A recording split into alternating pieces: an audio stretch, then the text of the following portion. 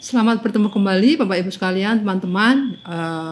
Saya harap masih ingat ya dengan saya, Dr. Kesia Mayudana, tapi cukup dipanggil dengan Diana ya. Nah, kalau dulu kita membahas tentang mengapa kita memilah sampah ya, dan waktu itu kita sudah sempat diskusikan ya, kira-kira manfaatnya apa saja sih kalau kita memilah sampah. Nah, sekarang pertanyaan yang kedua adalah kemana sebenarnya sampah yang kita pilah? Karena banyak yang bertanya kepada saya, Bu, kalau sudah dipilah, terus sampahnya kemana? Gitu kan? Nah, ini kita coba bahas kali ini sampah yang kita pilah ya di rumah itu nanti alurnya kemana saja ya. Nah, seperti kita tahu, untuk pemilahan sampah itu sebenarnya merupakan bagian dari pengelolaan sampah. Jadi kalau kita bicara pengelolaan sampah itu sebenarnya ada tahapannya banyak, mulai dari pewadahan, kemudian pengumpulan, kemudian ada pemindahan dan pengangkutan ke TPA, dan di dalamnya itu ada yang namanya pengolahan yang sebelumnya tentu saja kalau kita ingin lebih mudah mengolah sampah harus dipilah terlebih dahulu ya. Cuma sayangnya selama ini di masyarakat kita secara umum memilah sampah itu belum sesuatu hal yang umum ya, belum sesuatu hal yang merasa wajib ya atau menjadi tanggung jawab kita untuk dilakukan. Jadi kita sering lihat ya kalau kita menghasilkan sampah ya dari kegiatan kita apakah di rumah atau di kantor ya, di rumah sakit, itu cenderung semuanya dibuang jadi satu. Jadi tidak ada pemilahan walaupun sudah disediakan ya, khususnya kalau di perkantoran, di fasilitas umum itu sudah disediakan tempat sampah yang berbeda-beda warnanya yang sebenarnya itu ditujukan untuk memilah sampah sesuai dengan jenisnya ya, tapi kita cenderung untuk mencampur. Nah, ini seperti yang kita lihat ya gambar di sini ya. Jadi cenderung kita melihat bahwa semua sampah yang telah dikumpulkan kemudian dibawa ke TPA, jadi ini TPA ya, bercampur ya, sehingga kalau kita mau mengolah sampah ya yang ada atau yang sudah dibawa ke TPA itu harus dipilah terlebih dahulu, dan yang banyak terlibat itu adalah pemulung ya. Dan sebenarnya itu tidak hanya di TPA saja, di TPS ada, TPS 3R ada, bahkan pada waktu kita membuang sampah kita di tempat sampah di depan rumah ya, itu sudah ada yang mencoba untuk memilah, pemulung yang datang langsung dari rumah ke rumah ya.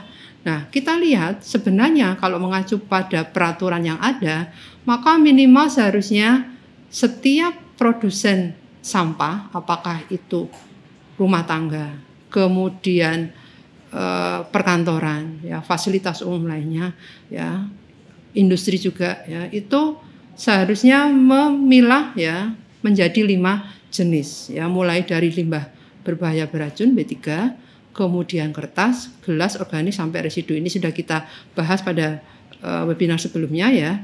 Nah,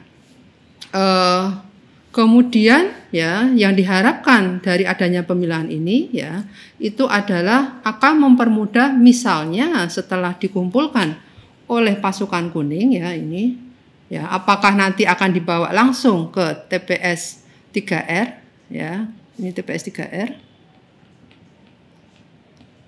atau TPS ya, ya. Kemudian atau dibawa dulu ke di sini itu biasanya komunal ya, pemadahan secara komunal, karena ada beberapa daerah yang dia nggak bisa langsung dari pasukan kuning langsung dibawa ke TPS. Misalnya kalau lokasinya di perkampungan yang sempit ya, gerobak nggak bisa masuk, atau di bantaran sungai yang curam turun ke bawah ya, waktu dia mau ngambil tapi begitu sudah penuh gerobaknya harus naik akan terlalu berat, maka penduduk yang atau masyarakat yang harus bawa dulu ke pewadahan komunal seperti ini harus dipilah ya, baru setelah itu dibawa ke TPS atau TPS 3R. Dan setelah itu di TPS 3R sendiri ini di sini terjadi lagi yang namanya kalau masih diperlukan pemilahan lagi ya, yang nantinya akan biasanya dijual ya, atau kalau TPS 3R-nya atau TPST ya atau TPS-nya punya fasilitas composting, maka bisa diolah menjadi kompos. Jadi terserah dari masing-masing pengelola di TPS yang ada. Nah, harapannya dengan ada pemilahan, kemudian ada yang dijual ya, yang bisa dijual itu biasanya yang anorganik ya, kayak plastik, kertas, metal ya atau logam ya. Kemudian diolah menjadi kompos misalnya, maka yang dibawa ke TPA ya oleh truk ya itu hanya residunya saja. Sehingga nanti usia TPA-nya juga akan lebih lama ya. Dan sebenarnya kalau kita lihat ya di awal pun ya ini sudah diharapkan kita untuk memilah ya, kemudian reuse ya, kemudian juga recycling. Contoh misalnya kalau kita punya takakura ya, keranjang kecil itu yang bisa mengolah kompos, sehingga yang dibawa nanti juga hanya residu saja. Artinya pengurangannya nggak hanya di TPS, hanya di TPA, tapi juga individu di tiap rumah tangga. Ya. Nah, targetnya adalah nanti tahun 2025 itu ada reduksi sampah hingga 30%, sehingga di sini peran masyarakat sangat dibutuhkan. Nah, kita lihat secara lebih detail untuk alur sampahnya. Jadi setelah kita menghasilkan sampah, ya, maka sampah seharusnya dipilah terlebih dahulu ya, ini minimal kalau misalnya kita kesulitan untuk memilah, Bapak Ibu sekalian kesulitan memilah, minimal 2 lah ya, yang basah dan kering. Ya, basah itu biasanya identik dengan sampah dapur, sampah makanan misalnya sisa makanan ya, atau dari kebun misalnya. Atau yang berikutnya sampah kering yang masih bisa didaur ulang. Contoh misalnya plastik ya, kemudian metal ya, kertas ya. Seperti itu. Nah, biasanya setelah melalui tahapan pemilahan pasti ada yang mencari, ya, khususnya yang plastik, logam, ya, kertas, karena masih ada nilainya. Ya, ini yang kita sebut dengan sektor informal di persampahan, yaitu pemulung. Ya, pemulung itu bisa pemulung secara individu, ya perorangan, atau bisa juga rumah tangga. Ya, jadi di Indonesia masih banyak rumah tangga yang memang dia mencari side income ya atau penghasilan tambahan atau bahkan juga penghasilan utama dari memilah sampah kemudian menjualnya kembali ya, jadi memang mereka hidup dari itu ya. Nah, kemana mereka menjualnya ya? Ada yang dibawa ke bank sampah ya, ada juga yang kemudian diolah ya oleh fasilitas pengolahan yang dikelola oleh masyarakat. Biasanya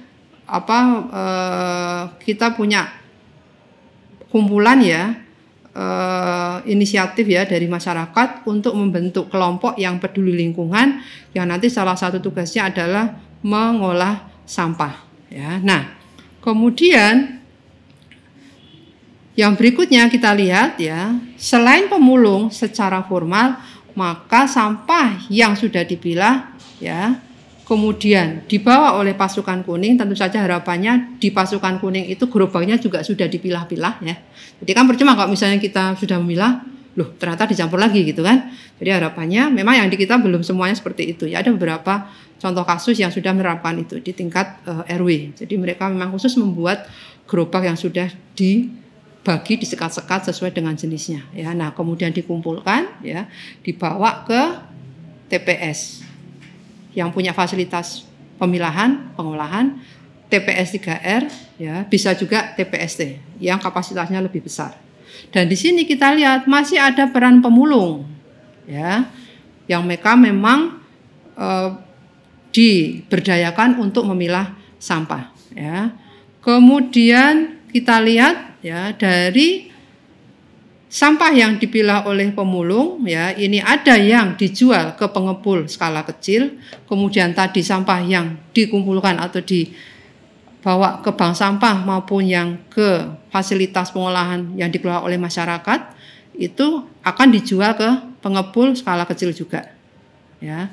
Baru setelah ini nanti ya akan dibawa atau dijual ke pengepul yang dengan skala besar. Ya, dia punya kapasitas yang besar dan biasanya dia punya armada, punya truk ya, dia siap untuk menjemput berapa kilogram per hari ya, atau ton bahkan ya, sampah yang sudah dikumpulkan oleh pengepul kecil ya, maupun bank sampah maupun fasilitas pengolahan yang dijalankan oleh masyarakat. Nah, di sini kita lihat juga ada yang ke TPA ya. Jadi setelah masuk ke TPS 3R sudah dipilah, pasti ada residunya ya. Ternyata di residu itu masih bisa dipilah lagi ya oleh pemulung yang memang dia sudah menunggu di TPA ya. Dan ujungnya juga nanti pemulung ini dia akan menjualnya ke pengepul kecil. Jadi kalau pemulung itu biasanya dia tidak koneksi langsung dengan pengepul skala besar ya. Dia harus menjualnya ke pengepul skala kecil, baru nanti yang pengepul skala kecil akan menjual ke pengepul besar dan dijual ke industri atau pabrik yang memang setiap saat siap menerima sampah ya, khususnya anorganik ya, yang mereka nanti akan olah menjadi produk yang sama dengan bisa kualitas yang sama atau kualitas yang lebih turun ya, atau menjadi produk yang sama sekali baru ya. Nah, ini nih secara umum alur sampah ya di Indonesia, di kota-kota di Indonesia ya. Nah, sekarang kita lihat contoh kasus misalnya di TPS Terpadu Mulya Agung, Kecamatan Dau, Kabupaten Malang. Jadi kita bisa lihat di sini ya fasilitas yang mereka punya ya. Jadi ada ini kebetulan entrance ya atau pintu masuk ke TPST Mulya Agung ya. Dan kemudian ini adalah site atau lokasi pemilahan ya, karena memang sampah yang dibawa itu masih bercampur. Jadi kita bisa lihat di sini sebenarnya budaya untuk memilah itu di kita masih sangat minim ya. Jadi memang harus digalakkan ya, sehingga Bapak Ibu bayangkan kalau misalnya waktu di bawah itu sudah dipilah, maka pekerjaan yang di sini tuh akan sangat menghemat waktu dan tenaga ya, karena semua sudah terpilah. Nah, ini mereka harus secara manual memilah sampah-sampah yang masih bisa diolah lagi ya, kemudian disortir seperti ini ya, disortir, disendirikan. Kemudian ini juga ada fasilitas pencacah. Jadi mereka ada beberapa material yang supaya mempermudah untuk transportasi pada waktu mau dijual itu dicacah dulu ya, apakah itu plastik ya, kalau kertas biasanya padatkan ya, seperti itu. Nah, kemudian untuk TPST Mulya Agung sendiri kalau kita lihat di sini ya, ini mungkin nggak terlalu jelas ya, tapi saya jelaskan secara ringkas ya. Jadi alurnya adalah mereka melakukan atau menerima sampah dari warga ya,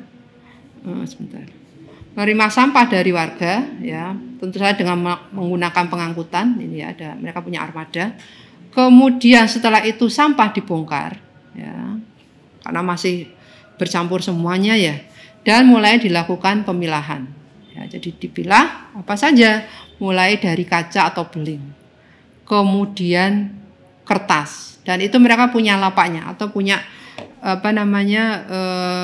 tempat-tempat yang berbeda, karena untuk kertas mereka bedakan. Ini contoh ada 12 macam lapak kertas. Jadi mereka akan memilah kertas menjadi 12 jenis yang berbeda, karena ada karton, kemudian kertas koran ya, kemudian kertas yang ada plastiknya dan sebagainya. Kemudian plastik mereka ada 2 ya, ini. Kemudian limbah nasi ya, ternyata masih ya banyak yang bercampur dengan sisa makanan ya. Kemudian setelah itu mereka sendirikan untuk yang bahan composting ya. Ini biasanya daun ya, kemudian sisa-sisa dari dapur ya, sayuran ya, untuk pengolahan makanan ya. Ini mereka pilah. Nah, setelah itu yang untuk kertas, kaca ini di packing semuanya, baik kertas, kaca, kemudian plastik ya. Kemudian setelah itu siap untuk dijual. Jadi di sini udah tahapan pemasaran ya. Nah, Anda lihat yang di sini khusus yang untuk terakhir ini, karena ini ada limbah nasi, maka dijualnya bukan ke industri ya atau ke pengepul yang pengepul besar, tapi ke peternak. Di sini ada peternak babi ya, jadi digunakan untuk pakan ternak. Nah, yang organik tadi yang tidak sudah dipilah dari limbah nasi ya, maka diolah menjadi kompos ya. Nah, kalau kita lihat di sini ya, pada pengolahan composting ada 2 produk sebenarnya yang bisa dihasilkan, yaitu larva atau belatung di sini ya, dan pupuk ya. Jadi itu keuntungan kalau kita mengolah yang organik. Nah, nanti saya berikan contoh ya, bagaimana organik itu, sampah organik bisa diubah atau diolah menjadi pupuk dan menjadi pakan ternak ya. Jadi belatung ini nanti yang akan menjadi pakan ternak untuk budidaya ikan ya. Nah, yang tidak diolah, tidak lagi bisa diolah, maka masuk residu. Ini yang harusnya yang tinggal dibawa ke TPA. Nah, tapi selama ini kan mulai dari pengangkutan ya di tahapan ini ya. Ini kan biasanya langsung ke TPA. Otomatis jumlah yang diangkut akan lebih besar kalau tidak melalui tahapan yang ini maupun yang ini. Nah, itu harapannya mengapa kita harus memilah ya, supaya tadi memperkecil jumlah sampah yang diangkut ke TPA sehingga bisa memperpanjang usia TPA. Kemudian contoh yang kedua ini adalah terkait dengan bank sampah. Ini saya ambilkan contoh, kebetulan ini penelitian dari salah satu mahasiswa saya ya. Bank sampah Gubeng Jaya Mandiri ya. Jadi ini kebetulan bank sampah induk di Surabaya dan ada tahapannya. Yang mau nggak mau kalau kita ingin bank sampah itu berhasil ya secara operasional, maka harus melibatkan secara aktif masyarakat. Karena nasabahnya adalah masyarakat. Jadi kalau nasabahnya kecil ya lama-lama bank sampahnya akan tidak bisa berfungsi secara optimal ya. Itu yang banyak terjadi ya. Jadi kalau mungkin nanti suatu saat Bapak ngecek, Bapak Ibu sekalian ya, mengecek di biasanya yang punya datanya itu Dinas Lingkungan Hidup ya. Yang terdaftar banyak ratusan ya. Tapi ternyata yang aktif hanya mungkin 10 atau 30 ya. Itu mungkin salah satu sebabnya ya adalah aktivitas masyarakat yang kurang terlibat dalam proses mulai pemilahan, kemudian pengumpulan, karena ini semua yang menjalankan adalah kelompok masyarakat ya. Kemudian harus dibersihkan dulu ya, kemudian ada yang mencatat ya, karena biasanya masyarakat ya atau nasabah ya itu nggak bawa langsung ke bank sampah, ada yang tempat satu titik untuk mengumpulkan. Nah, di situ harus catat dulu biasanya, Pak ini berapa, Bu ini berapa, bawa jenis plastiknya apa saja dan seterusnya. Nanti pada waktu di bank sampah itu langsung dicatat, ditimbang lagi kemudian dicatat ya, seperti itu. Nah, ini juga ada fasilitas namanya bank keling ya, bank sampah keliling yang berfungsi untuk menjemput ya sampah-sampah yang sudah dikumpulkan oleh masyarakat ya, seperti itu. Nah, ini contoh ya pengepul ya yang sudah atau titik-titik di mana masyarakat mengumpulkan kemudian dibawa ke bank sampah induk. Jadi kalau bank sampah itu kalau kotanya besar biasanya ada 2 level ya, bank sampah induk dan bank sampah unit. Nah, bank sampah induk itu biasanya dia mengambil dari bank sampah unit atau dari kerjasama ya dengan orang-orang atau kelompok yang sudah ditunjuk ya untuk mengumpulkan sampah yang sudah dipilah tersebut ya. Nah, ini contohnya di sini mereka kebetulan juga bekerjasama dengan CV ya maupun PT yang mereka secara komersial memang membeli ya sampah-sampah dari masyarakat yang sudah dipilah. Ya, jadi ini salah satu bentuk kerjasama ya antara bank sampah induk Surabaya dengan perusahaan swasta ya, tapi skala kecil ya, seperti ini. Nah, kemudian mekanismenya ada yang dikirim ya, ada yang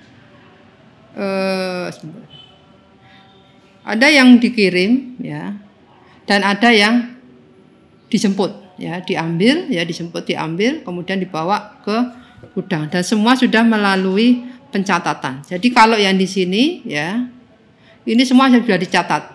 Otomatis data yang ada di sini itu masuk data ke bank sampah unit kalau memang dia kerjasamanya dengan unit atau ke bank sampah induk.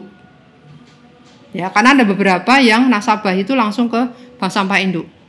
Ya, karena faktor kedekatan. Tapi biasanya sebagian besar memang mengambilnya dari bank sampah unit ya, sudah tercatat. Ya, ini jadi alur yang diterapkan di bank sampah induk Surabaya. Tentu saja setiap kota memiliki sistem yang berbeda. Ya, jadi per kasus kita melihatnya. Kemudian nah, ini beberapa contoh ya, kita mencoba memetakan ya, siapa saja sih nasabah yang ada di yang dilayani oleh Bank Sampah Induk Surabaya. Jadi kita lihat per kecamatan ya. Nah, sebenarnya kalau lihat dari ini kita breakdown ya, artinya kita coba telaah ya, dari bank sampah unit itu nasabahnya siapa saja per kecamatan ya. Ternyata kalau dibandingkan dengan jumlah KK yang ada per kecamatan itu persentasenya masih kecil. Ya, ini misal contoh ya, 71 nasabah di Kecamatan Benowo. Ya, satu kecamatan itu kalau kita bicaranya KK pasti banyak, lebih dari ribuan kan ya. Berarti ini kecil sekali ya. Begitu juga dengan kecamatan yang lain. Rata-rata hanya di bawah 200 atau bahkan ada yang hanya di bawah 100 KK ya. Nah, ini yang perlu menjadi perhatian, harus digalakkan lebih baik lagi ya, supaya lebih banyak rumah tangga masyarakat yang berminat untuk menjadi nasabah bank unit yang nanti juga akan terdaftar dalam nasabah bank sampah induk ya. Kalau memang di situ ada bank sampah induk ya, seperti itu. Nah, terkait dengan pertanyaan tadi, kemana sebenarnya sampah yang kita pilah, maka kita harus cek dulu ya. Sampah dipilah, sampah diolah ya. Nah, ada tahapan ya, atau ada level ya yang dia menjadi tujuan akhir dari pemilahan ya. Jadi diolah, tapi tidak hanya sekedar diolah ya. Kita mau level yang mana? Mau yang level yang paling rendah ya. Jadi yang paling rendah itu adalah kita istilahnya kalau diolahnya di TPA, tapi pengolahan yang paling rendah itu adalah ya dipilah kemudian ditimbun tanpa ada upaya untuk mendapatkan nilai tambah, yaitu itu level yang paling rendah ya. Kita menyebutnya nilai terendah kalau untuk scoring ya. Jadi kalau misalnya ditanya sebenarnya paling bagus mana, maka kalau kita milihnya di pembuangan akhir TPA ya, maka itu mendapatkan nilai yang terendah ya. Semakin naik ke atas ya, maka nilainya akan semakin tinggi ya, levelnya akan semakin tinggi. Itu saja, sekali lagi perlu adanya keterlibatan masyarakat, perlu adanya teknologi yang diperkenalkan ya, untuk bisa semakin naik levelnya ke atas. Nah, ini kita fokus di dua saja yang memang umum dilakukan di masyarakat Indonesia ya, pada waktu mereka diminta untuk memilah sampah ya. Kenapa kok sampah dipilah dan kemana? Ini tujuannya sebenarnya secara umum untuk didaur ulang, baik untuk mendapatkan energi atau untuk mendapatkan kembali material ya. Jadi bahan ya yang bisa digunakan kembali dari hasil sampah yang diolah ya. Yang lainnya ini kita kalau guna ulang berarti menggunakan kembali ya. Pembatasan sampah berarti mencoba mengurangi sampah ya. Kemudian yang paling susah memang mencegah sampah. Jadi kalau kita di rumah tangga ini bukan berarti kita nggak boleh menghasilkan sampah ya.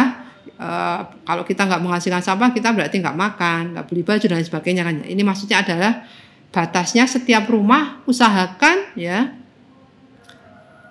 sampah yang dihasilkan itu diolah sedemikian rupa ya, sehingga tidak ada sampah yang keluar dari lingkup rumah tangga misalnya ya. Tentu saja itu tidak mudah ya. Paling yang bisa kita pilah itu adalah yang kita bisa olah kurangi ya sampai zero, mungkin organik. Nah, lingkupnya bisa kita perluas lagi, tidak lagi rumah tangga untuk zero waste, tapi ke kecamatan misalnya ya, atau ke kabupaten misalnya. Jadi lingkup yang lebih besar itu lebih memungkinkan untuk implementasi zero waste. Tapi kalau rumah tangga itu sulit ya, kita baru bisa menggunakan zero waste khusus untuk organik. Kalau kita memang benar-benar mengolah yang organik menjadi pupuk di skala rumah tangga ya. Nah, kita fokus di dua ini. Jadi daur ulang energi yaitu mendapatkan kembali energi ya, mendapatkan energi dari sampah yang didaur ulang, atau yang kedua mendapatkan material ya yang sama atau yang baru dari sampah yang didaur ulang. Ya, kita mulai dengan yang daur ulang materi ya. Jadi di sini kalau kita lihat sumber sampah yang kita hasilkan ya, itu ini sumber, kalau sumber bisa dari rumah tangga, bisa dari industri, bisa dari perkantoran. Nah, secara umum kalau sudah nggak dipakai kita menyebutnya barang bekas ya. Nah, barang bekas yang masih bisa kita gunakan kembali maka akan kembali ke penggunanya ya. Ini di sini saya mengatakan direkayasa ya. Rekayasa itu misalnya contoh tempat bekas bungkus kopi misalnya ya, itu direkayasa dibuat barang kerajinan, atau sedotan misalnya dibuat bunga ya, yang akhirnya digunakan di rumah tangga untuk hiasan misalnya. Yang bungkus kopi tadi untuk tas misalnya, untuk bag ya. Nah, ini masuk kembali ke sumber, ke pengguna ya. Nah, yang lainnya ya itu pasti akan berupa organik atau anorganik ya. Nah, yang anorganik akan masuk ke fasilitas daur ulang. Nah, kita fokus dulu yang ini, yang saya batasi garis merah ini ya, putus-putus. Kita fokus di yang bahan organik dulu ya, apakah itu dari sampah kebun, sisa makanan ya, dapur. Nah, ini ada fasilitas composting, jadi mendaur ulang ya biomasa atau sampah organik ya, supaya menghasilkan material yang lain ya. Apa itu? Bisa berupa pupuk ya, bisa juga berupa pakan ternak ya. Nanti saya tunjukkan di slide berikutnya bagaimana organik itu bisa diubah menjadi pakan ternak, dan nanti dari hasil setelah diolah menjadi pakan ternak sisanya masih bisa untuk pupuk juga ya. Jadi tergantung mau langsung semuanya diolah menjadi pupuk atau diolah menjadi pakan ternak. Nah, residu dari olahan pakan ternak tadi akan berupa pupuk juga ya. Jadi kalau yang ini double manfaat ya, dapat pakan ternak, dapat pupuk ya. Kemudian yang lainnya masuk ke industri, baik diolah menjadi biochar ya. Biochar itu sejenis karbon ya. Ya, jadi bentuknya seperti arang ya, hitam gitu ya. Dia sangat bermanfaat untuk soil remediation. Jadi untuk memperbaiki kinerja dari tanah ya, karena ada kandungan banyak karbon di situ ya. Biasanya ini yang dari pertanian akan lebih paham ya terkait dengan biochar ya. Jadi biasanya kalau tanah yang sudah mengalami penurunan itu biasanya akan ditreatment dengan menggunakan biochar ya. Kemudian yang berikutnya ke industri yang mengolah biomasa atau bahan olahan ini menjadi biometanol ya. Biometanol kalau nanti diolah kembali lebih jauh akan menjadi bahan untuk sumber energi. Begitu juga dengan briket ya. Kok briket biasanya nanti dia akan dikeringkan terlebih dahulu, kemudian dibentuk seperti serbuk, kemudian dipadatkan ya dengan bentuk yang bermacam-macam digunakan. Nah, nanti bisa untuk bahan bakar ya. Ini jadi daur ulang materi itu bisa juga lanjut ya untuk digunakan untuk mendapatkan energi ya. Sekarang kita coba ya melihat bagaimana fasilitas composting itu bisa menghasilkan, selain menghasilkan pupuk ya, juga menghasilkan pakan hewan ya. Nah, di sini yang digunakan untuk mengolah sampah organik itu adalah lalat black soldier ya. Jadi lalat ini memang difungsikan dia untuk daur ulang sampah organik ya. Dia nanti akan bertelur, jadi sampahnya digunakan sebagai pakan. Dia akan menghasilkan telur, yang telurnya nanti akan menjadi larva. Nah, larva ini nanti ya setelah usia 15 hari itu akan digunakan sebagai pakan ternak ataupun pakan ikan ya. Jadi di sini kita bisa melihat ya bagaimana sampah organik dengan menggunakan sampah lalat black soldier itu bisa diolah menjadi pakan ya hewan ya. Ya, dan mudah untuk disimpan ya karena bisa dikeringkan ya. Jadi biasanya dikeringkan dulu ya larvanya, kemudian dibuat bubuk, kemudian bisa dipadatkan dalam bentuk pellet ya. Nah, yang kedua itu adalah langsung diolah menjadi pupuk ya, jadi pupuk organik ya. Nah, ternyata kalau dia diolah menjadi pakan hewan tadi masih ada residu ya dari hasil menernakkan larva tadi, ya. Dan itu juga bisa digunakan sebagai pupuk, ya. Jadi ini yang terkait dengan pengolahan sampah organik, ya, baik menjadi pupuk maupun menjadi pakan ternak yang nantinya hasil residu dari pengolahan menjadi pakan ternak itu juga berupa pupuk, ya. Kemudian yang kedua adalah bagaimana sampah organik diolah menjadi biochar, ya. Biochar itu sejenis karbon, ya, arang ya kita menyebutnya, tapi di sini ya dia bisa digunakan untuk meningkatkan kinerja dari tanah, ya. Biasanya ini untuk treatment, ya, atau mengembalikan kondisi tanah, ya, yang kurang subur, ya. Jadi ini dicampur, ya. Memang untuk membuat biochar ini harus melibatkan teknologi yang lumayan advance, ya, lumayan canggih, yaitu di sini ada sistem pirolisis, ya. Jadi pirolisis itu intinya adalah mengolah sampah organik, ya, dengan suhu yang tinggi, ya, dan tanpa menggunakan oksigen, ya. Jadi di sini nanti akan dihasilkan biochar yang pada pemanfaatan pertama sebagai komponen untuk memperbaiki kondisi tanah, ya, memperkaya nutrien yang ada di tanah. Kemudian nantinya dia juga akan bisa digunakan sebagai sumber energi. Nah, jadi nanti tinggal fokusnya mau di mana? Apakah sebagai tadi komponen untuk memperbaiki kondisi tanah atau selanjutnya akan digunakan sebagai energi, ya.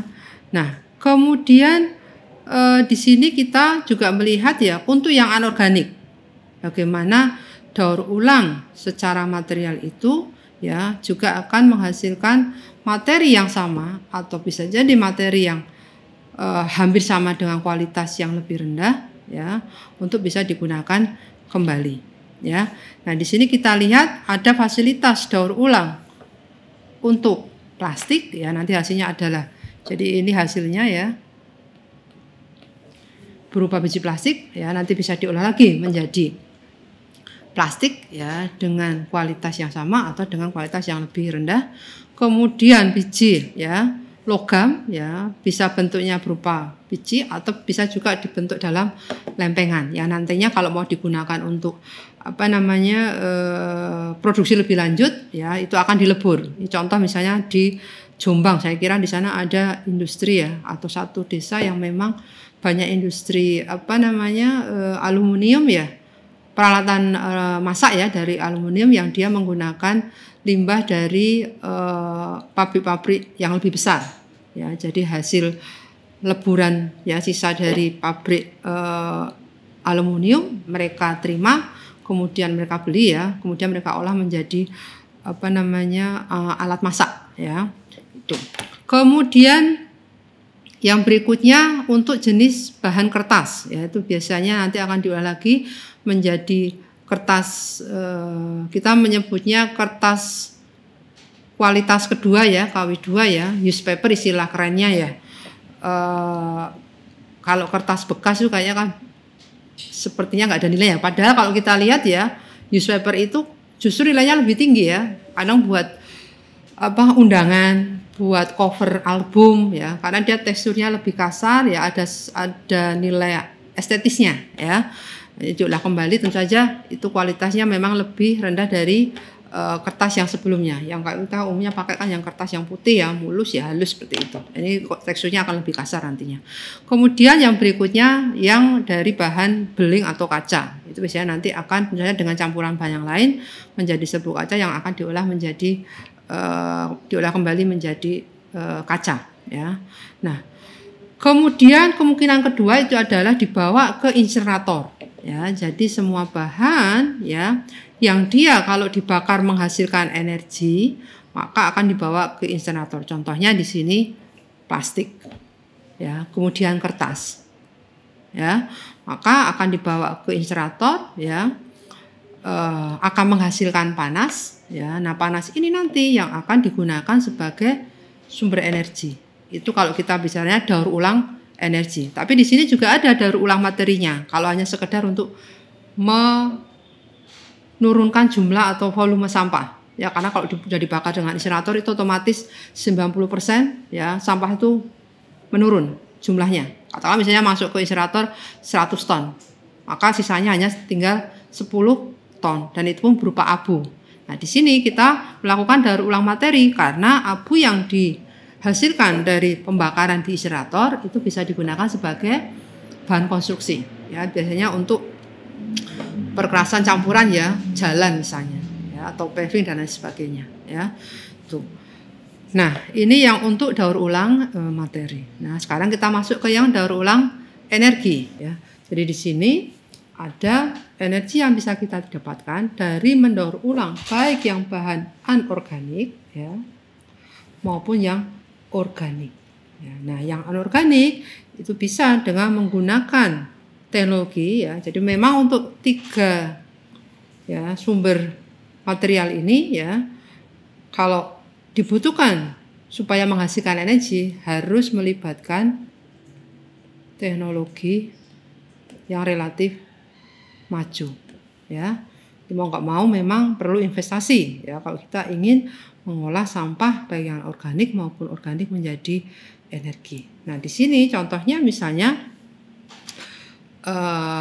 melalui proses gasifikasi ya akan dihasilkan energi. Saya nggak akan menjelaskan terlalu karena sangat teknis sekali ya. Intinya untuk metode gasifikasi menggunakan suhu yang sangat tinggi sehingga menghasilkan kalori panas ya yang cukup besar ya itu yang akan digunakan menjadi energi. Begitu juga sama halnya dengan insinerator. Jadi sampah dibakar ya dengan tekanan tinggi, suhu tinggi ya menghasilkan uap yang cukup tinggi temperaturnya juga akan digunakan sebagai sumber energi untuk menggunakan generator ya. Kemudian untuk yang organik ya, maka ya ini sebenarnya terkait dengan yang daur ulang material tadi yang di depan, dia diolah menjadi biochar yang untuk daur ulang materi itu berarti digunakan sebagai komponen untuk meningkatkan kondisi tanah atau memperbaiki kondisi tanah supaya menjadi lebih subur, atau daur ulang energi di sini biochar digunakan sebagai sumber energi. Ya, seperti ini. Jadi yang terkait dengan daur ulang energi. Nah, ada juga daur ulang energi ya dengan menggunakan sampah organik ya tanpa diolah secara spesifik dengan teknologi yaitu dengan ditimbun di TPA. Ya, otomatis kalau sampah ditimbun di TPA kemudian ditutup maka secara kedap udara ya maka dia akan menghasilkan gas metana atau kita biasa menyebutnya ya karena ada CO2 juga di situ kita menyebutnya biogas. Nah, biogas ini merupakan salah satu sumber energi alternatif ya. Jadi kalau kita ingin menghasilkan energi dari organik ya selain melalui teknologi maju ya melibatkan industri mengolah bahan organik menjadi biochar, kita juga bisa dengan cara yang paling mudah adalah menimbun di TPA, kemudian TPA-nya ditutup ya supaya kedap udara, terjadi proses fermentasi, penguraian secara anaerob ya, akan dihasilkan biogas. Nah, biogas itu yang akan digunakan sebagai sumber energi. Contoh misalnya fasilitas yang terkait dengan pengolahan bahan organik ya. Jadi di sini ada contoh di Gianyar ya Bali bagaimana fasilitas composting yang ada itu bisa mengolah sampah sekitar 21.000 ton per tahun ya sehingga bisa mencegah emisi karbon ya sekitar 150.000 ton ya dalam waktu 10 tahun ya dan menghasilkan pupuk ya sekitar 5.000 ton per tahun. Ya, ini contoh ya composting ya. Kemudian yang kedua ya bagaimana TPA yang ada ya ini di Kota Kendari ya Puwatu ya menghasilkan biogas ya. Tentu saja kalau TPA-nya ditujukan untuk menghasilkan biogas maka TPA-nya harus mengikuti standar yang ada. Ini kalau kita lihat di sini ya saya harap cukup jelas ya. Jadi pada waktu membuat TPA sudah direncanakan di awal, oh ini nanti harus menghasilkan biogas yang akan digunakan untuk memasak misalnya, atau diubah menjadi listrik misalnya. Maka harus ada sistem kedap ini udara ya. Jadi ini kalau kita lihat ya di dasar TPA kedap air juga ya. Kemudian ada sistem pengumpulan ya biogasnya ya. Kemudian di sini juga ada outlet ya yang nantinya akan bisa disambung ya, atau sekedar untuk flaring atau untuk membakar kelebihan gas yang dihasilkan ya. Nah, ini contoh pemanfaatan sampah organik ya yang diolah di TPA untuk menghasilkan biogas ya. Nah, saya kira itu paparan dari saya kali ini, dan harapannya dengan apa yang sudah saya sampaikan menambah wawasan dari Bapak Ibu sekalian ya terkait dengan pemilahan sampah. Jadi kalau kita sudah memilah, kita juga harusnya perlu tahu kemana sebenarnya sampah yang kita pilah, supaya kita merasa bertanggung jawab ya terhadap proses pemilahan sampah di rumah maupun nanti kalau misalnya kita di jalan ya, kita sedang jalan misalnya, terus kita menghasilkan sampah ya dari minuman kita atau dari makanan, itu kita tergerak untuk membuang sesuai dengan tempat yang sudah disediakan, seperti itu ya. Terima kasih banyak.